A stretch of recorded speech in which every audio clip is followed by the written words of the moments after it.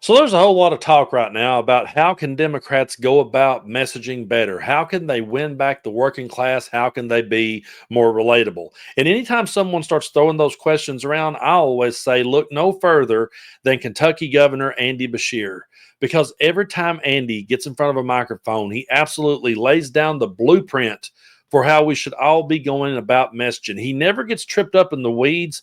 He never gets caught up in the culture wars. He always brings it right back to the issues at hand because, folks, no matter how crazy this administration gets, and no matter how many culture wars gets fought, and no matter how much Donald Trump shreds the Constitution and just walks all over top of everybody, if you will always go back to the issues at hand, if you'll talk about how people go about putting food on their table, paying their bills, taking care of themselves, taking care of their health, if you will always go back to those issues, that's where it's at because people will always go back to that.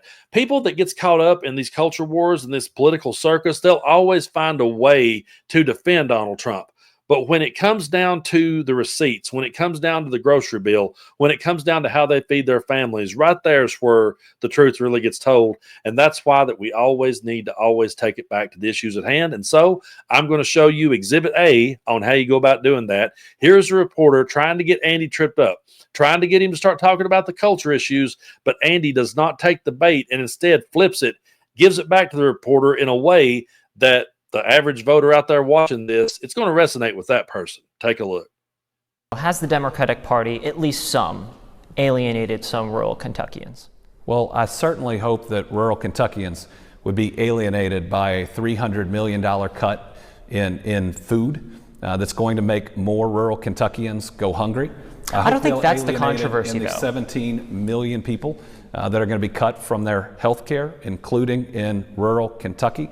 So you can say, has the National Democratic Party alienated folks, but look at what the National Republican Party is trying to do right now. It's going to hurt people. It's going to cost lives. And I hope that the Senate on both sides rejects it. I believe she's probably referencing more of the social issues, though. Do you think she has a point there? But don't you think if she's just referencing a National Democratic Party, she should also have to reckon with what the National Republican Party is doing? Listen, social issues may be important to you, but the ability to see a doctor, how much you make in your job and the impact of tariffs, whether or not when you're down on your luck, you'll have enough to eat. I'd like to think that those are the core values that we should be putting first. That outweighs some of the other issues in most voters' minds. It should. He's right. The issues at hand should absolutely outweigh the culture wars, and I really do believe that they do. It's just that people gets tripped up and caught up in those culture wars because they feel like they're fighting for something. Back when Kid Rock went out and blew up his Bud Light, I remember saying, hey, this is ridiculous. This is just political theater. It's just a culture war. It doesn't affect how you feed your family. If you don't want to drink Bud Light again, don't drink it. It's that simple. Walk on past it, which, by the way, that can was never actually in the store. That's something else I tried to point out to people. We always tried to point out what actually truly did affect people day in and day out. And I really do believe, I grew up over in Kentucky. I was born here in Tennessee, but I'm on the state line. I grew up over on the Kentucky side. I know what it's like to grow up over there, and I know what it's like to struggle. And every time that I ever sit down in a chair like this to do a video and point out the ridiculous culture wars, I was trying to talk to the people at home and say, hey, look here, this stuff does not affect our day-to-day lives. Let people live and let live. Take care of your family, and whatever someone is doing in the privacy of their own bedroom, leave that be. That's none of your business. Mind your own business. Keep your nose out of their business. Stop being a busybody. Stop trying to spread gossip. Stop trying to think that your opinion should weigh in on someone else's medical decisions. It shouldn't. Just live and let live and focus on the issues at hand, because all these culture wars you're fighting does absolutely nothing for you. But what I love about Andy is he just always brings the truth. He speaks in a down-to-earth way that's very relatable. And I want to show you this clip of him talking about the big, beautiful bill and just bringing the facts. Take a look. Hey everybody, it's Andy. This morning I'm bringing you facts about this big, anything but beautiful bill that must be stopped in Congress. First, it adds trillions of dollars to our national debt. That's right. It's not fiscally conservative at all. It's only going to harm us in the long run. Second, it shifts a ton of costs to states, which is going to take all 50 states out of having a balanced budget and make us struggle when we've done our jobs to keep our spending in check. Third, it's going to kick 16 plus million people off their health care coverage. That is cruel. People will lose their lives, not be able to see a doctor when they're sick, and oh yeah, all that revenue to rural hospitals for those 16 million people dry up. So we're going to see closures and we're going to see job losses. And finally, if all of that isn't bad enough, it cuts a whole lot of food assistance, which means people go hungry. My faith teaches me that in the very least, we ought to be able to feed those that are hungry. The fishes and the loaves, one of the only miracles in every book of the gospel. So folks, regardless of whether it's for fiscal or moral reasons, make your voice heard. This big, bad, ugly bill needs to fail. You know, folks, I'm not a religious person, but whenever Andy talks about his faith, I respect it. Because when he talks about his faith, you could read the Bible, you could read the teachings of Jesus, and you could read about feeding the hungry and taking care of people and lifting people up. You could read those words and you could at least see that they match what it is that Andy Beshear is saying. My problem with Donald Trump has always been the exact opposite of that. When you see the rhetoric and the cruelty and the hatred and the bigotry and the racism and all the phobias that Donald Trump puts out into the world, when you see all of that fear and paranoia that he pushes, it in no way aligns with the gospel of Jesus. And so, you know, I've never been a fan of politicians who talks about their religious viewpoints. But if someone is going to say, my faith teaches me to do this, and then follows that up with talking about how they're going to help people and how they're going to feed hungry people and how they're going to take care of people and make people's lives easier, then I can respect that. I can say, hey, you know what? At least they're doing it for the right reasons instead of the way Donald Trump has always went about it and MAGA has always went about it, which is simply using the Bible and using faith as a stage prop. But Andy just always gets right down to the issues at hand. And I love how he called it the anything but beautiful bill. That's absolutely true. There's nothing beautiful about this, but MAGA is always going to find a way to try to sell something, come up with some kind of catchy catchphrase and cliche. But that's all MAGA has ever been, folks. They've been nothing but catchphrases and cliches. Someone like Governor Andy Beshear out of Kentucky gets it. He talks about the issues at hand. He doesn't have a bunch of catchphrases. He doesn't have a bunch of cliches. He doesn't have a gimmick. None of those things are necessary. What we need is someone who could lead, talk about the issues at hand, and bring people back down to reality, because MAGA does live in an alternate universe. They truly do. They live in a world of alternate facts.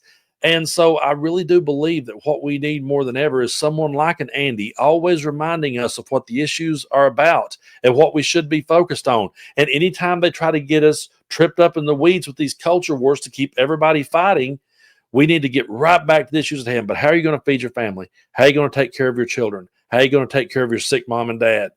We always have to get back to those issues, because at the end of the day, that's what we should be voting on. We should be voting on who we think will make those parts of our lives better, not over who's slinging mud at someone we disagree with. It should have never come to this. Where we're at with Donald Trump is a place that we should have never been as a country. What I see so many times now when people, when it comes time to vote, they're just voting on, they'll say, well, I'm voting on the lesser of two evils. And I say that needs to go away. That whole type of mindset needs to go away. What we need to be doing is looking at two people and saying, hey, this person over here seems to have the entire country's best interest at heart. This person over here, if they talk about their faith, at least they back it up with works, because I do believe that faith with no works is dead. So I believe we need to look at people like that, and then we need to look over at these other people and say they're nothing but catchphrases, they're nothing but cliches, they're nothing but gimmicks, and none of that stuff actually affects how we live and take care of ourselves in this country. The next time that a MAGA troll gets upset about, a transgender winning a volleyball game or winning in the octagon, ask them point blank, how does that affect you and your family? How does it affect you putting food on your table? Why not let the schools decide that on a case-to-case basis, and you mind your own damn business? How about that?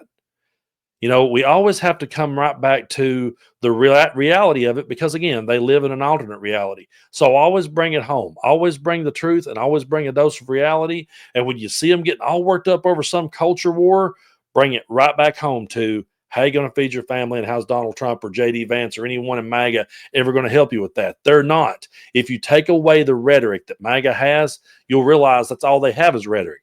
They don't actually have anything. Look back over the last 4 months. What has Donald Trump truly accomplished to make working people's lives better? What have they done? Nothing. That's why we're seeing all the stuff that we're seeing. I really believe that's why that we're seeing him go into Los Angeles. We could talk all day long about the distractions, but what he really needs to distract people from the most is the fact that he hasn't done anything to deliver on any of his promises. We still don't have Greenland, do we? Canada's not the 51st state, are they? None of the things he said and promised. The grocery bill's not lower. The price of eggs isn't down. All the things he promised he could do. The war in Ukraine hasn't ended. So what's he doing? He is creating and manufacturing a crisis so that he can then say, look, I'm trying to, put the toothpaste back in the tube. No, dude, you don't know how to govern. You never did know how to govern because you had to have immunity in order to be able to do your job, which is code for, I don't know how to do my job, so please just let me break all the rules. That's where we're at with this dude. He's got nothing to show for his time back in office, and so all they can do is create a bunch of controversy, manufacture a bunch of crises to try to make it look like they're fighting for something, but they're not. They're not fighting for working people. They're not fighting for the people here in Appalachia. So to the people here in Appalachia who hung in here to the end of this video, the trolls that are just dying to leave a comment, ask yourself this. Why would you ever believe a billionaire like Donald Trump or a billionaire like Elon Musk?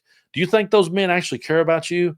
Why don't you listen to one of your own? Why don't you listen to someone like Andy Beshear, who has been there for you, who has went to bat for you time and time again? And when he pulls out the Bible, he can actually quote it. He can actually live it. He can actually back up what he's saying with it. And he's not just using it as a stage prop. How about for once you stop listening to these billionaire grifters who are doing nothing but carpet bag you and start listening to someone who truly does give a damn about you? Because every time Andy has been there right on the front lines every time working for the people of Kentucky. And meanwhile, they're sitting back cheering for some billionaire that's never walked down a dirt road in his life, never worked an honest day in his life. That's who they're going to throw their support behind. Again, if they're throwing their support behind Trump at this point in the game, it's because he empowers them to be bigots. But we always need to get right back to the issues at hand. And I believe if we do that, that's how we win back the working class.